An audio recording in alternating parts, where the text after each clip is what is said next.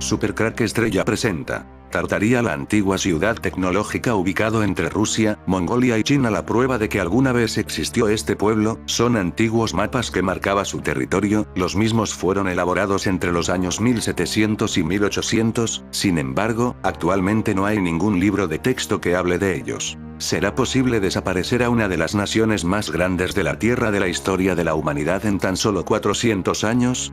Existen varios vestigios que hablan de un enorme país, ubicado entre Rusia, Mongolia y China, llegando hasta el Océano Pacífico, los cuales manejaban tecnología muy avanzada para su época.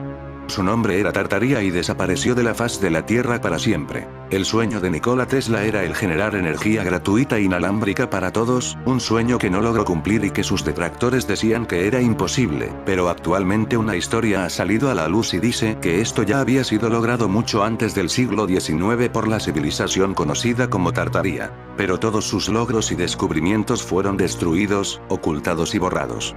La humanidad habría reseteado la historia, descartando la existencia de esta nación. La prueba de que alguna vez existió este pueblo, son antiguos mapas que marcaba su territorio, los mismos fueron elaborados entre los años 1700 y 1800, sin embargo, actualmente no hay ningún libro de texto que hable de ellos. Se dice que este pueblo era líder en tecnología mundial, pero eran pacíficos, ellos poseían luz artificial en una época que aún se usaban lámparas de aceite y recién comenzaban la fabricación de las primeras velas de cera. La energía utilizada por esta civilización no provenía de la electricidad, sino que su fuente era llamada éter, y lo tomaban del ambiente por lo que no contaminaban.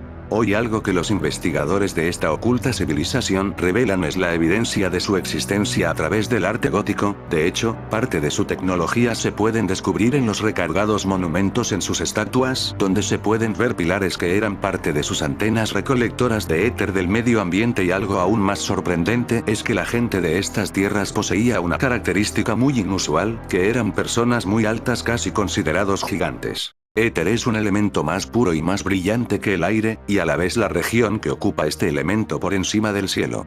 También es la personificación de la luminosidad y el brillo. Es el dios del cielo superior y representación de la luz nacido de la oscuridad, ergo, y la noche, Nix. Es posible que este tipo de energía abriera un portal dimensional que tragó a Tartaria. El demonio etéreo los llevó al más allá. Éter es el primer demonio de toda la existencia, su esencia es la maldad pura y extremo retorcimiento. Él es el descendiente de sangre directa de Satán, conoce casi todos los aspectos de la realidad excepto la creación. En la cumbre de su infancia, descubrió el plano del cielo y comenzó a espiar la creación aprendiendo varias cosas, hasta el punto de crear el plano del infierno a su gusto. Fue encontrado por un arcángel antes de descubrir cómo crear vida. Fue retenido por los tres gobernadores en ese momento: Satán, Dios y Pursan. Posteriormente se descubrió que era el hijo de Satán cuando casi se escapa al infierno, plano desconocido para los gobernantes, y Satán fue desterrado al infierno y se bloquearon parte de sus poderes.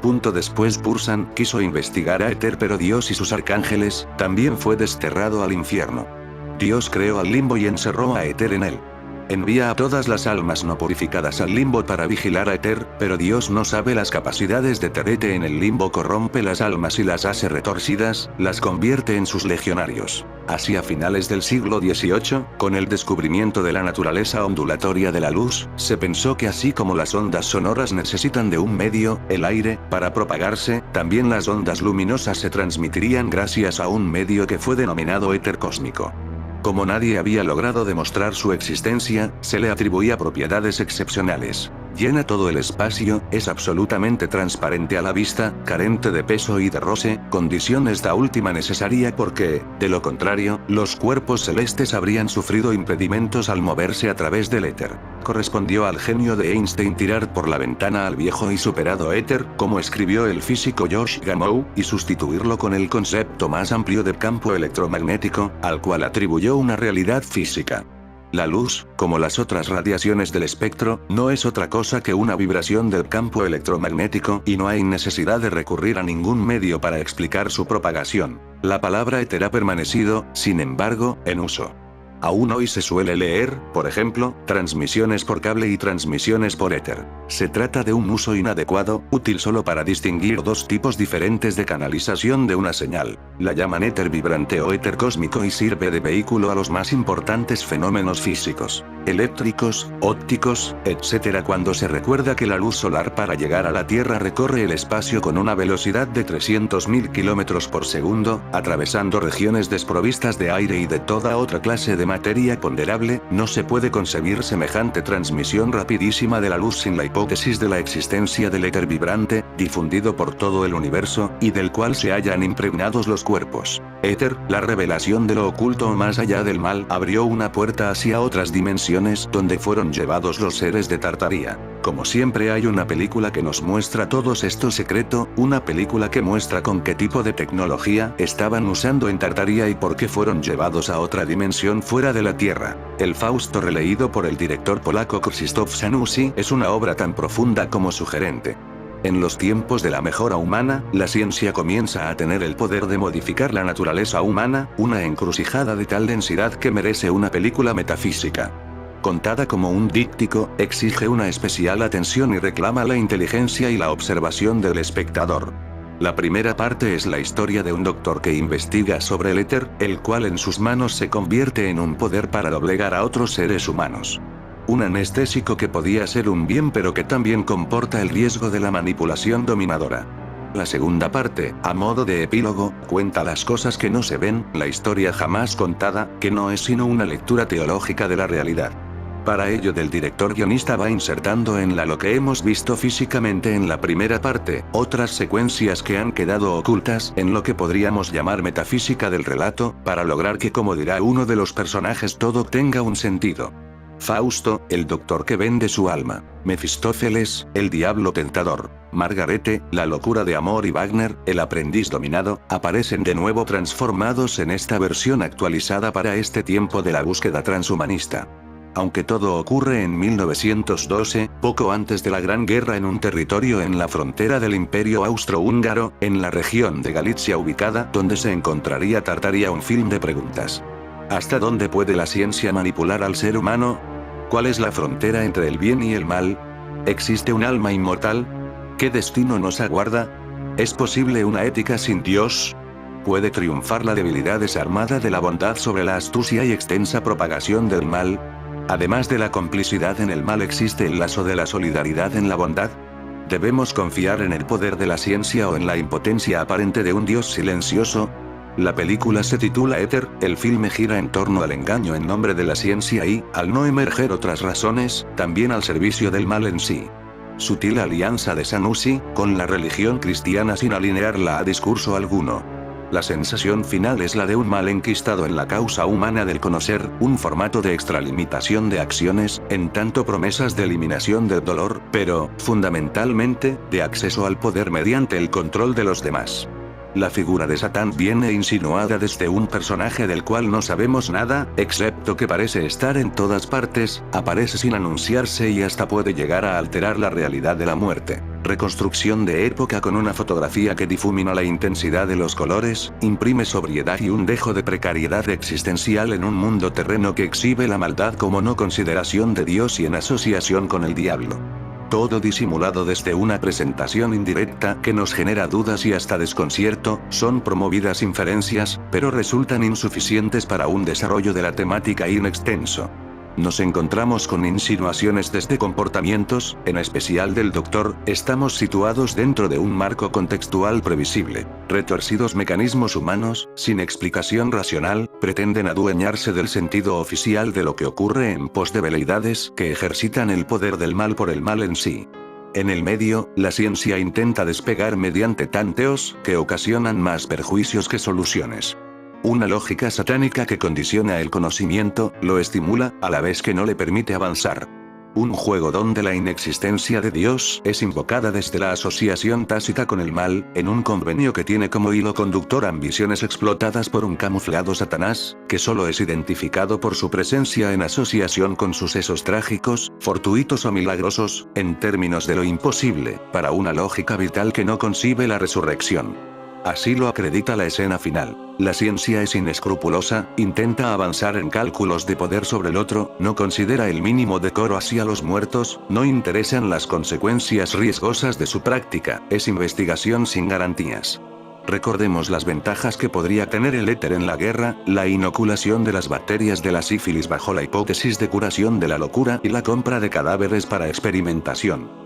El aprovecharse del pobre y del enfermo para poner hipótesis a prueba. Interesante tratamiento de la iluminación en interiores con claroscuros que, a partir de colores tenues, imprimen una sensación de realidad puesta en cuestión. Lo indefinido del color, una difuminación que nos traslada a la dudosa realidad de un mundo influido por poderes malignos presentes desde la irracionalidad del efecto. Se combinan con la ausencia de lógicas que parecen contradecir lo esperable. Las explicaciones no están, no interesan, el mal es el mal y actúa como tal bajo el propio fundamento de lo que en esencia es, cual instinto natural desplegado por personajes y tendencias de las cuales otro tipo de acciones no podrían esperarse. Funciona como un juego de perversión.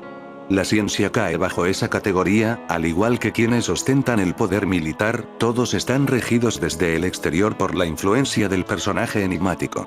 Su presencia es vigilante, con aire de control, de seguridad en la situación por la propia injerencia desde lo inexpugnable, solo conocido mediante una intuición que es capaz de escrutar el sentido de una presencia por el contexto.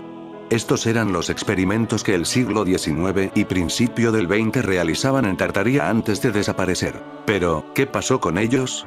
¿Por qué esta tecnología se perdió? ¿Y por qué en los libros de historia no se hablan de ellos? Mientras los investigadores que están tras la pista de la desaparecida ciudad de Tartaria, han descubierto que este pueblo tenía muchos enemigos. A pesar de ser un pueblo pacífico sin grandes armamentos o ejércitos, eran acechados por los imperios de su alrededor y fueron invadidos.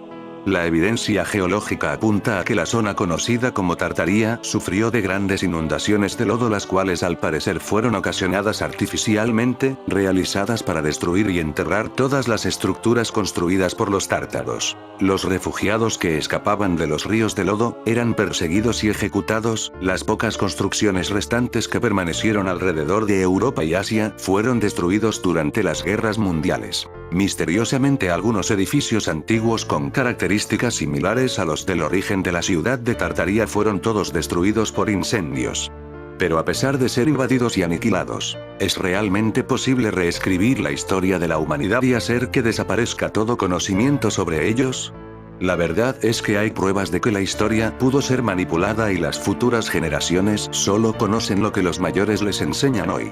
En los libros de texto actuales, sí se habla de los tártaros, pero ellos se refieren a la forma en que los europeos medievales llamaban a los pueblos orientales. Además se habla de una guerra entre los rusos y estos pueblos, pero muy lejos de estar supercivilizados y que reinaban casi un continente entero. Si en realidad existió este pueblo tan avanzado el cual ya utilizaba energía similar a la eléctrica desde hace cientos de años, ¿qué más tecnología pudieron tener y quiénes se quedaron con estos conocimientos?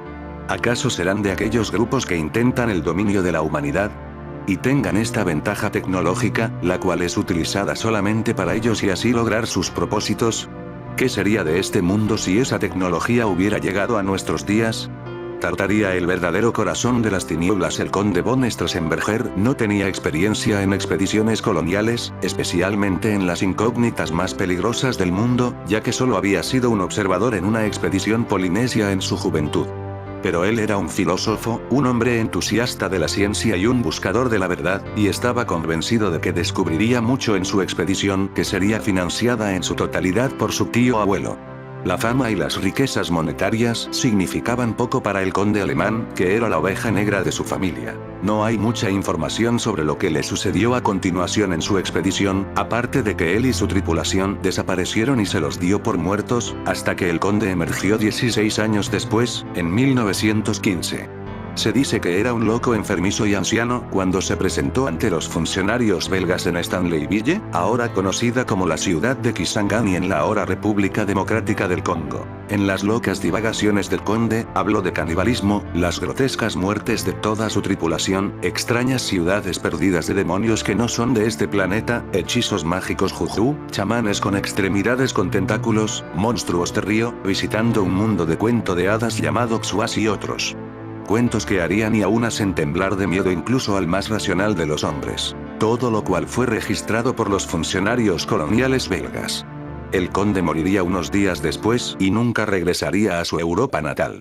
Sobre la persona del conde tenía un rollo de película que más tarde fueron desarrollados o revelados en París, y un diario aún pendiente de publicarse. Estas son unas de las imágenes guardadas en el Museo de Bruselas. Hasta ahora. En fin amigos de Supercrack Estrella, si el video te gustó pulgar arriba.